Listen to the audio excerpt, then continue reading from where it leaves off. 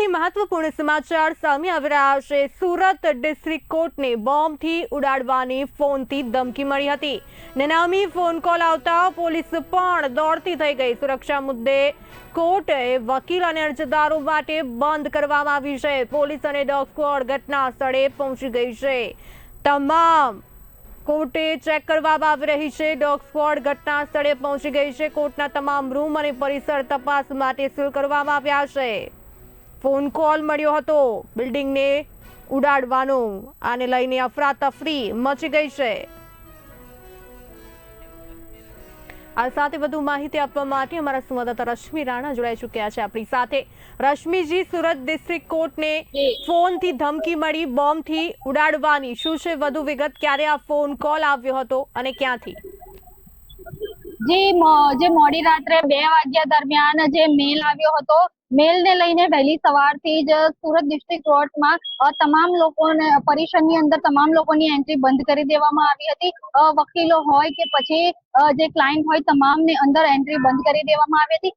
મેલ બાબતે માહિતી મળતા જ જે કોર્ટ બિલ્ડિંગની બહાર ક્રાઇમ બ્રાન્ચ, સ્થાનિક પોલીસ તેમજ ડોગ સ્ક્વોડની ટીમ પહોંચી હતી અને પરિસર તેમજ કોર્ટ બિલ્ડિંગની તમામ પ્રકારની ચકાસણી કરવામાં આવી હતી। તો હાલ અત્યારે જ સિનિયર એડવોકેટ દ્વારા માહિતી આપવામાં આવી છે કે આ એક માત્ર અફવા હતી અને હાલ અત્યારે ધીરે ધીરે જે કોર્ટ હોય કે કોર્ટ પરિસરની અંદર જે છે તે એડવોકેટ તેમજ જે અન્ય જે પોલીસ હોય તમામને અંદર ધીરે ધીરે એન્ટ્રી આપવામાં આવી રહી છે।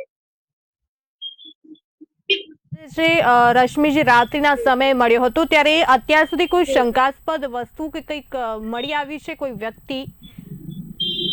જી વર્ષા, હાલ સુધી જે પોલીસ દ્વારા તપાસ કરવામાં આવેલી છે, એવું કોઈ પણ પ્રકારની શંકાસ્પદ વસ્તુ કે શંકાસ્પદ વ્યક્તિ હાલ જે સામે આવ્યા નથી, જેના કારણે હાલ આ જે બોમ્બથી ઉડાવી દેવાની જે ધમકી મળી હતી તેને અફવા ગણાવીને તમામ તપાસ કર્યા બાદ અત્યારે હાલ કોર્ટ પરિસરની અંદર ધીરે ધીરે લોકોને એન્ટ્રી આપવામાં આવી રહી છે। જી રશ્મિજી, એટલે કોર્ટ પરિસરમાં ધીરે ધીરે લોકોને હવે એન્ટ્રી આપવામાં આવી રહી છે। આપની આસપાસ જે છે વકીલો હાજર છે, અરજદારો હાજર છે, તેમની સાથે પણ વાત કરવાનો પ્રયાસ કરો, જાણવાનો પ્રયાસ કરો, શું કહી રહ્યા છે? લોકો જે વકીલો જે વહેલી સવારથી જ અહીં હાજર છે તેમની પાસેથી પણ જાણવાનો પ્રયાસ કરશું કે કઈ રીતે વહેલી સવારથી અહીં જે કોર્ટની અંદર જે વકીલો અંદર એન્ટ્રી કરતા હોય છે તેના બદલે હાલ જે વહેલી સવારથી તે લોકોને ખબર પડી તે દરમિયાન કોર્ટ પરિસરની બહાર જે તેઓને બહાર રોકી દેવામાં આવ્યા હતા અને હાલ ધીરે ધીરે એન્ટ્રી આપી। હજી સવારે અહીં કેવી ઘટના હતી? જી હાલ અત્યારે અંદર ધીરે ધીરે વકીલોને એન્ટ્રી આપવામાં આવી રહી છે અને વકીલો પોતાના ક્લાયન્ટને લઈને ધીરે ધીરે અંદર જે પોલીસ તપાસ પણ કરવામાં આવી છે। જે કોઈ અંદર એન્ટ્રી લે, પોલીસ દ્વારા તેઓની સઘન ચેકિંગ કર્યા બાદ અંદર એન્ટ્રી આપવામાં આવી રહી છે। જી બિલકુલ, આ પહેલા પણ ગુજરાતની શાળાઓને જે પ્રમાણે બોમ્બથી ઉડાડવાની ધમકીભર્યો ઈમેલ મળ્યો હતો, ત્યારે હવે આવી જ રીતે સુરતની કોર્ટને જે મળ્યો છે અને ગુજરાત હાઈકોર્ટ સહિત રાજ્યની 6 કોર્ટને આરડીએક્સથી ઉડાવી દેવાની ધમકી જે છે મળી છે, એવા સમાચાર સામે આવી રહ્યા છે। તેમાંથી હવે સુરતનો પણ સમાવેશ થાય છે, ત્યારે સુરતમાં કેવા પ્રકારનો હાલ બંદોબસ્ત છે, અમને દ્રશ્યો બતાડો રશ્મિજી। જી જે પ્રકારે હાલ જે જોઈ શકાય છે કે જે પોલીસ દ્વારા જે ડિસ્ટ્રિક્ટ કોર્ટના જે ગેટ છે એ ગેટ ઉપર પોલીસ દ્વારા સઘન ચેકિંગ કરવામાં આવી રહ્યું છે અને જે અંદર જે કોઈ પણ એન્ટ્રી લેતા હોય તે તમામનું પોલીસ દ્વારા ચેકિંગ કર્યા બાદ તેઓને અંદર એન્ટ્રી આપવામાં આવી રહી છે। પોલીસ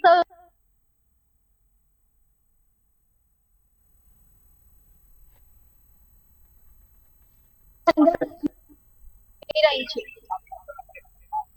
જી બિલકુલ થી રશ્મિજી, ત્યાં વકીલો સાથે અરજદારો પણ હાજર છે, તે લોકોમાં કેવો માહોલ છે? ભયનો માહોલ છે કે કેમ? તેમની સાથે વાત કરવાનો પ્રયાસ કરો। જી આપણી સાથે અહીં જે લોકો ઉભેલા છે, પરંતુ લોકોમાં ભયનો માહોલ જે જોવા મળી રહ્યો હતો, પરંતુ હાલ જે પ્રકારે આ અફવા છે એવું જાહેર થતા હાલ બધું નોર્મલ થઈ ગયું હોય તેવું લાગી રહ્યું છે।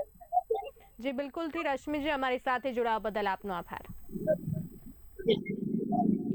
તો સુરતના ડિસ્ટ્રિક્ટ કોર્ટને બોમ્બથી ઉડાડવાની ફોનથી ધમકી મળી હતી ગતરોજ રાત્રિએ। નામી ફોન કોલ આવતા પોલીસ પણ દોડતી થઈ હતી। હાલ સુધી કોઈ શંકાસ્પદ વસ્તુ મળી આવી નથી।